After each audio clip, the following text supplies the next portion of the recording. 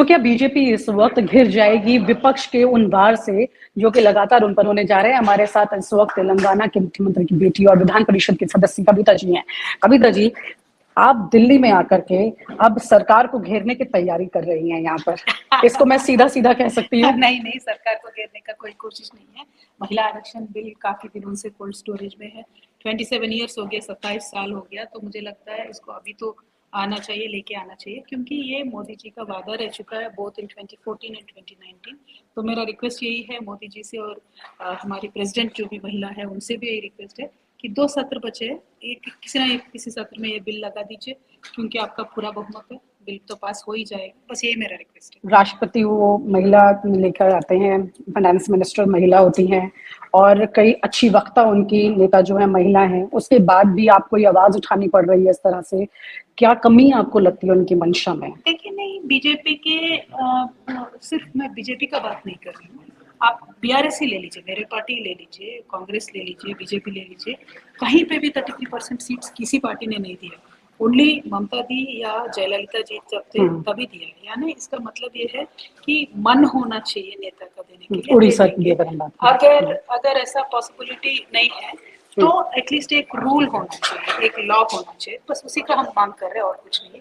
जब वो लॉ बनेगा तो सारी पार्टियां दे देंगी और सारी महिला आगे बढ़ेंगी। कहीं ऐसा तो नहीं आपकी पार्टी इन दिनों एक नेशनल लेवल के फेस के तौर पे, मतलब अब एक नेशनल पार्टी का जो इमेज है और बहुत तेजी से, जिसे कहते हैं ना, बहुत एक वाइब्रेंट मोड में दिखाई दे रही है, उस सर्कल में तो नहीं आ जाएगी टॉप लिस्ट में कि देखिए इस वजह से आप ये चीजें सब हो रही हैं आगे? नहीं, देखिए, ये मुद्दा प्रॉमिस किया हुआ होता है, मोदी जी का मन है इसमें, बीजेपी का मन है, इसीलिए तो उन्होंने मैनिफेस्टो में लगाया 2 बार, 1 बार नहीं। तो इसीलिए हम बोल रहे हैं कि आपने जो वादा किया है बस उसको निभाइए और कुछ नहीं।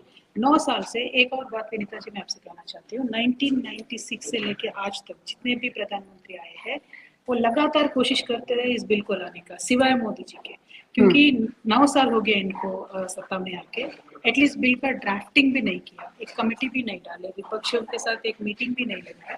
तो मेरा रिक्वेस्ट यही है कि प्लीज स्टार्ट द प्रोसेस, ये सेशन में नहीं तो नेक्स्ट सेशन में तो हो जाएगा, please start the process. Uttar Pradesh की 24 करोड़ की जो जनता है उसमें न्यूज में काफी देखा जाता है, और वहां पर आपकी भी एक बड़ी अच्छी गठबंधन की पार्टी, मैं कह सकती हूँ समाजवादी पार्टी, तो आपकी डिम्पल जी क्योंकि वो सांसद हैं, और क्या उनसे इस बारे में चर्चा, उनका कोई समर्थन आपको?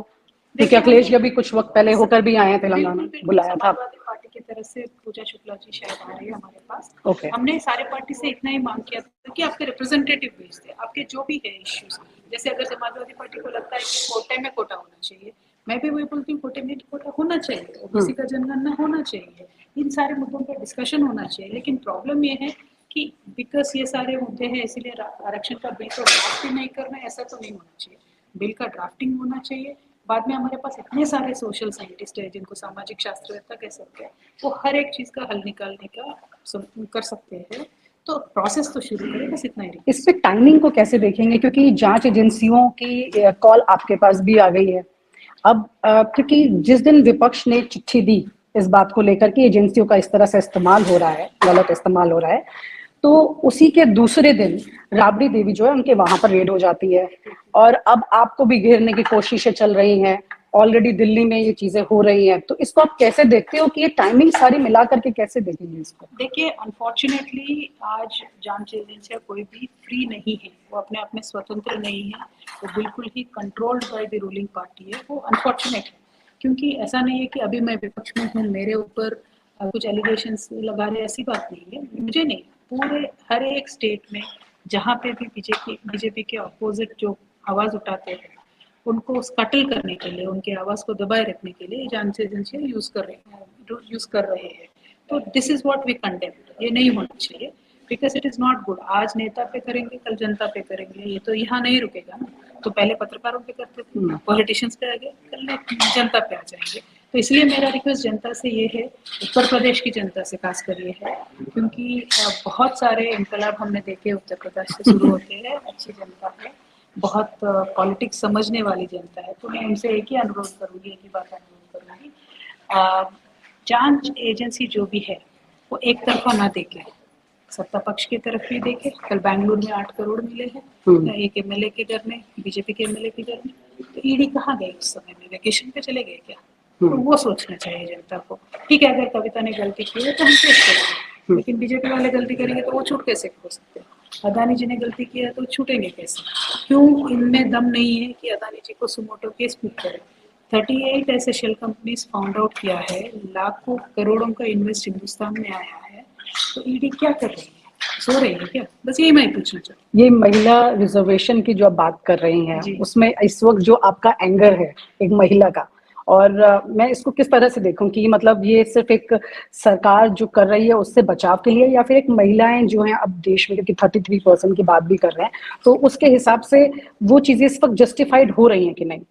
देखिए, मुझे किसी से बचने का ये नहीं है। बचना तो चाहते हैं अदानी जी, बचना तो चाहते हैं DL संतोष जी, जो तेलंगाना की सीट पे उनके ऊपर केस हो गया तो भाग के चले गए, कोर्ट में गए, बोलेंगे हम नहीं आएंगे। तो अभी ईडी ने मुझे बोला है तो मैं तो जा रही हूँ, मैं कहा नहीं, मैंने पीछे नहीं हटी, मैं तो जाऊंगी, बराबर जाऊंगी। तो मेरा कहने का ये मतलब है, मैंने एक चीज तो किया है, ये इलेक्शन ईयर है, तो डेफिनेटली गवर्नमेंट पे दबाव डालना है, इसीलिए महिला आरक्षण का मुद्दा अभी मैंने उठाया है।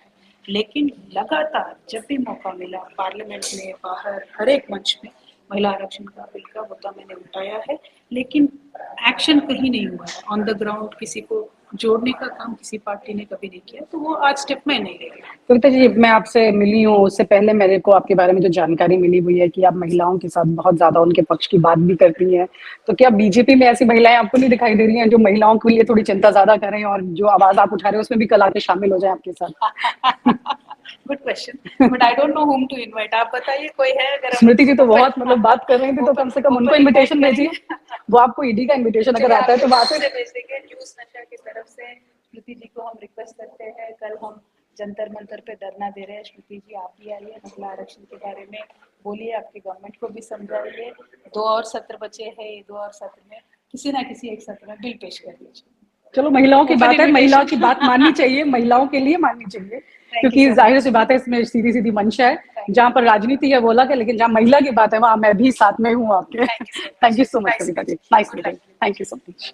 और आप हमसे जुड़े रहने के लिए सब्सक्राइब करें YouTube पर, फॉलो करें Twitter पर और लाइक करें Facebook पर, और ज्यादा जानकारी के लिए आपको टाइप करना होगा सिर्फ न्यूज़ नशा।